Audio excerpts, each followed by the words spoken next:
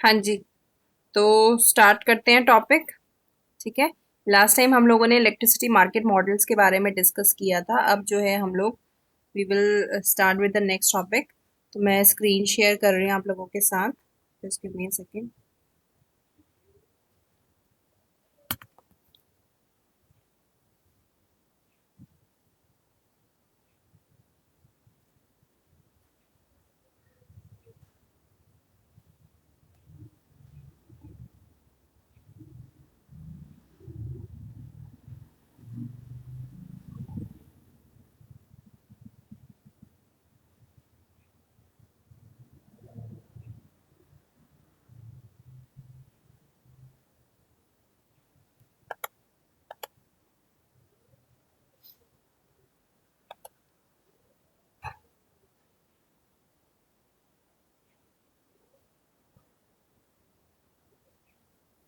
Screen दिख रही है सबको? हमने डिमांड साइड मैनेजमेंट, हमारा जो नेक्स्ट टॉपिक है वो कवर करना है हम लोगों ने। तो इसको डिस्कस कर लेते हैं। ओके।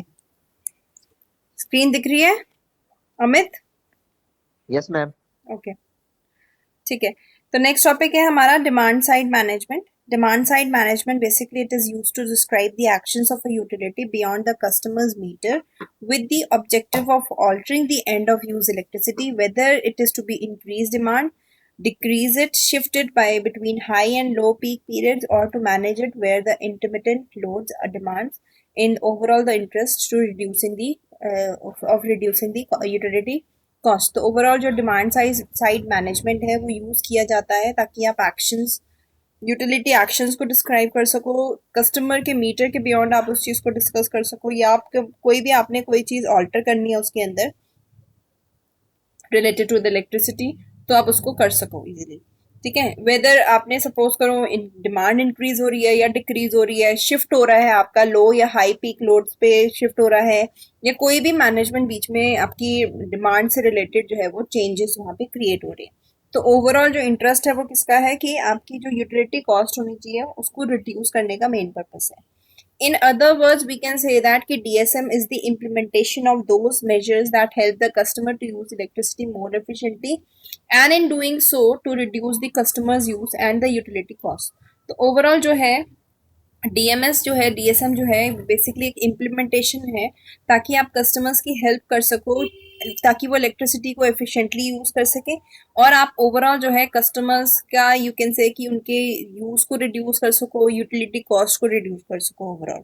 तो DSM can be achieve through improving the efficiency of various and users through better housekeeping, correcting energy leakages, system conversion losses। तो ओवरऑल जो है डीएसएम के through you can achieve the efficiency, हम efficiency को increase कर सकते हैं, house keeping correcting activities energies को इम्प्रूव कर सकते हैं, सिस्टम कन्वर्जन लॉसेस को आप इम्प्रूव कर सकते हो overall. Developing and promoting energy efficient technologies, different different जैसे एनर्जी एफिशिएंट टेक्नोलॉजीज जो है इम्प्रूव होती हैं या उनको डेवलप कर सकते हैं हम इसके अंदर, या प्रमोट कर सकते हैं कि ज़्यादा से ज़्यादा जो है एनर्जी एफिशिएंट टेक्नोलॉजीज का यूज़ किया जाए। Demand management through adopting soft options like higher prices during peak hours, concessional rates during peak off hours, seasonal tariffs, in interruptible tariffs. You can like इसके अंदर जो है डिफरेंट सॉफ्ट ऑप्शंस जो है वो कस्टमर्स के लिए ले सकते हैं, जैसे कि पीक आवर्स के टाइम में you can increase the price, लेकिन अगर आपके पास ऑफ पीक आवर्स है तो उसमें थोड़ा सा कंसेशनल रेट्स जो है वो कस्टमर्स को दे सकते हैं, उनको टैरिफ जो है उनका कम कर सकते हैं। DSM is a wider definition and also include options such as renewable energy system, combined heat and power system, independent power purchase, etc. that utility to meet the customer's demand at the lowest possible cost। तो basically DSM का main जो function है वो क्या है कि renewable energy systems को हमने यूज करना है, उनके उनके मतलब ज़्यादा से ज़्यादा जो है रिन्यूएबल एनर्जी सोर्सेज को यूज करना है, और हीट और पावर सिस्टम को आपस में कंबाइन करके जो भी आपकी पावर आपने लेनी है या क्रिएट करनी है वो इंडिपेंडेंट होनी चाहिए। जैसे कि फॉर एग्जांपल अगर हम यूटिलिटी की बात करें तो वो कस्टमर की डिमांड को लोएस्ट पॉसिबल कॉस्ट पे जो है वो मीट कर सके। Hence, DSM can be achieved through energy efficiency by reducing energy consumptions on the one hand and on the other hand by managing the load demand itself। तो overall जो है अगर हम बात करें तो डीएसएम जो है वो एनर्जी एफिशिएंसी को काफ़ी हद तक यू कैन से कि एनर्जी कंजम्पशंस को एक हैंड पे एक तरह से वो उसको रिड्यूस भी करता है और दूसरी तरफ वो मैनेज भी करता है लोड डिमांड को अपने आप से। द फर्स्ट में be achieve through awareness of use of energy efficient equipment on the part of consumer. तो ओवरऑल जो है पहली चीज जो है आप यू कैन से कि कस्टमर को हमने अवेयर करना है एनर्जी एफिशिएंट इक्विपमेंट को यूज करने के लिए, ताकि वो ज्यादा से ज्यादा जो है एनर्जी एफिशिएंट टेक्नोलॉजीज को यूज कर सके। कई लोगों को नहीं पता होता एनर्जी एफिशिएंट टेक्नोलॉजीज के बारे में, तो हमने उनको क्या करना है, गाइड करना है। Thus it leads to conservation of energy. तो ओवरऑल जो है इसके थ्रू आप क्या कर रहे हैं, आप एनर्जी को कंजर्व कर रहे हैं। However, the latter calls for reduction in power demand or shifting it to off-peak hours. Overall जो है इससे क्या होगा, पावर डिमांड जो है काफी हद तक वो रिड्यूस भी हो सकती है और पीक आवर्स में जो है वो जनरली जो है आपकी ऑफ पीक आवर्स के अंदर जो है इलेक्ट्रिसिटी काफी उसके केस के अंदर डिमांड भी काफी हद तक कम हो जाएगी। तो this can be achieve by with utility providing incentive like time of use, tariff, giving rebate. Generally customers को रिबेट देकर के पीक आवर्स के टाइम में अगर वो नई इलेक्ट्रिसिटी यूज कर रहे हैं या कम यूज कर रहे हैं तो उनको रिबेट दे सकते हैं।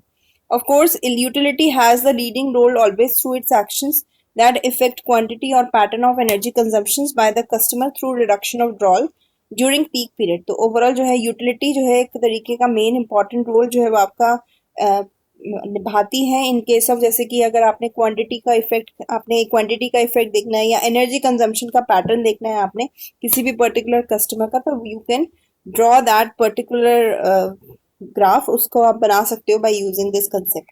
This will in turn help the utility to reduce investment for generation via transmission and distribution as the case may be. तो ओवरऑल जो है हम यूटिलिटी की हेल्प कैसे कर सकते हैं, बाय रिड्यूसिंग जो भी हमारी इन्वेस्टमेंट जनरेशन के केस में या ट्रांसमिशन के केस में हो रही है उसको रिड्यूस करके हम जो है काफ़ी हद तक यूटिलिटी सिस्टम की हेल्प कर सकते हैं। नेक्स्ट जो आता है टॉपिक वो है transmission pricing. Now FERC is what, federal energy regulatory commission. एक कमीशन है जो कि एनर्जी को रेगुलेट करती है। Recognize that transmission grid is the key to the competition and issued guidelines to price the transmission। तो ओवरऑल जो है ट्रांसमिशन ग्रिड का मेन जो रिकॉग्नाइजेशन है या कंपटीशन है वो कहाँ से मिलता है, FERC से मिलता है। और ये जितनी भी गाइडलाइंस होती हैं related to the price of transmission उसको प्रोड्यूस करती है। And the guidelines are summarise such that the transmission pricing would meet the traditional revenue requirements of transmission owners। तो ओवरऑल जो है ट्रांसमिशन प्राइसिंग जो है काफ़ी हद तक आपका ट्रेडिशनल रेवेन्यूज वगैरह उनकी रिक्वायरमेंट्स जो है ओनर्स की उसको इंक्लूड करता है। रिफ्लेक्ट कंपैरेबिलिटी, कभी कई बार जैसे ट्रांसमिशन ओनर जो है वो charge itself on the same basis that it would charge others for the same service. Generally जो है वो आपस में कंपेयर करता है कि भाई ट्रांसमिशन ओनर कितना चार्ज कर रहा है और अगर खुद से करेंगे तो कितना चार्ज हमारे को लगेगा। इकोनॉमिक एफिशिएंसी को प्रमोट करता है, फेयरनेस को प्रमोट करता है, इक्वल रहना चाहिए, बी प्रैक्टिकली चीज़ों को प्रमोट करता है।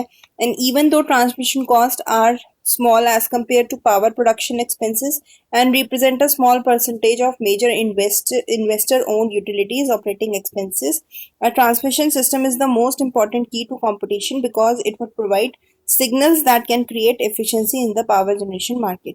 तो ओवरऑल जो है ट्रांसमिशन सिस्टम के अंदर जो कॉस्ट इंक्लूड होगी वो काफ़ी हद तक यू कैन से एक्सपेंसेस को कम करती है और यूटिलिटीज़ के लिए एक मेजर यू कैन से कि इन्वेस्टर माना जाता है, जो कि परसेंटेज उसकी कम रहती है, ऑपरेटिंग एक्सपेंसेस वगैरह कम रहते हैं। तो ट्रांसमिशन एक इम्पॉर्टेंट की है कंपटीशन से रिलेटेड, क्योंकि ये प्राइस सिग्नल्स को भी इम्प्रूव करता है, एफिशिएंसीज को भी इम्प्रूव करता है in the case of power generation market. अब इसमें जो है ट्रांसमिशन प्राइसिंग मेथड्स आते हैं, two methods are there. First one is the contract path method and this next one is the MW mile method. तो contract path method में क्या होता है, it has been used between transacted parties to price transmission where the power flows are assumed to flow over a predefined path। तो overall जो है contract path method के अंदर जो है जो भी पार्टीज होती हैं जो ट्रांसमिशन का प्राइस डिसाइड करना होता है वो सारा का सारा जो है प्री डिफाइंड होता है, वो पहले से ही assumptions उसकी लेके चलते हैं। Despite its ease, this technique was claimed to be a bad implementation of true transmission pricing as power flow would very seldom correspond to predefined path. तो कई बार ये एक तरीके का यू कैन से कि एक बैड इम्प्लीमेंटेशन माना जाता है, क्योंकि कई बार क्या होता है हम कोई चीज़ पहले से प्री डिफाइन करते हैं तो वो चीज एट द एंड वो कंसेप्ट या वो पर्टिकुलर प्राइस जो है वो लागू नहीं होता, या वो प्री डिफाइंड पाथ जो है वो सक्सेसफुल नहीं होता है.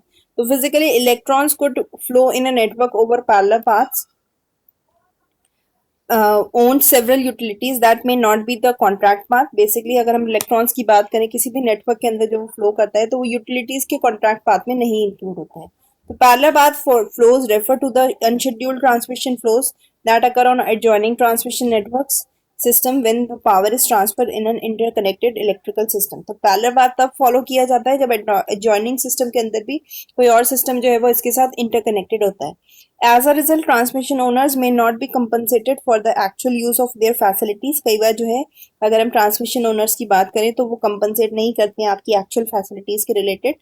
Added to parallel flows, the panicking of transmission rates is another shortcoming of this method. तो एक तरीके का ट्रांसमिशन रेट्स जो है वो अपने उस पर्टिकुलर वैल्यू पे नहीं रहते हैं, तो ये इसका यू कैन से कि एक शॉर्टकमिंग है इस मेथड की.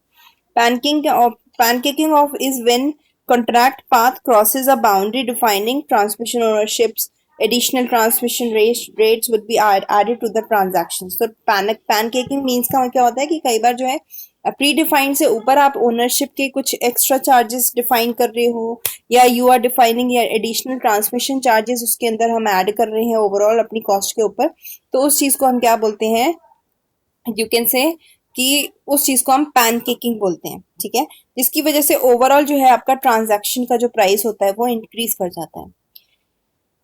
नेक्स्ट है MW mile method. Several ISOs are using a MW mile approach to price transmission. काफी जो है आपके सिस्टम्स जो है वो आपके एमडब्ल्यू माइल अप्रोच को जो है वो इंक्लूड कर रहे हैं, उसको जो है वो देखते हैं. ठीक है, the MW mile rate is basically based on the distance between transacted parties. जो एमडब्ल्यू माइल रेट है वो दो पार्टीज के बीच में जो भी डिस्टेंस होता है जनरेटिंग सोर्स से लोड सोर्स के बीच में, उसको डिस्टेंस को डिफाइन करता है. And flow in each line resulted from the transaction. This approach takes into account the parallel power flows and eliminates the previous problem that transmission owners were not compensated for using this facilities. तो overall जो है ये parallel flows में deal करता है और जो भी previous problems होती है उसको काफी हद तक eliminate कर देता है. This approach does not give credit for counter flows on the transmission lines. कई बार ये जो है एक तरह से आगे वाली further lines के ऊपर जो भी आपका power transfer हो रहा है उसको नहीं consider करता है. This method is complicated because every change in transmission lines or transmission equipments requires a recalculation of flows or charges in all the lines. तो overall जो है ये method काफी complicated माना जाता है क्योंकि चेंज होता है ट्रांसमिशन लाइंस के अंदर या रिकैलकुलेशन होता है आपके चार्जेस के ऊपर या फ्लोज के ऊपर ओवरऑल. तो इस पूरे सिस्टम को हम क्या बोलते हैं, यू कैन से कि this is known as the two methods related to the transmission. Okay, just a second. तो we will cover the next topic. ठीक है, नेक्स्ट टाइम हम लोग इसको नेक्स्ट टॉपिक को कवर करते हैं.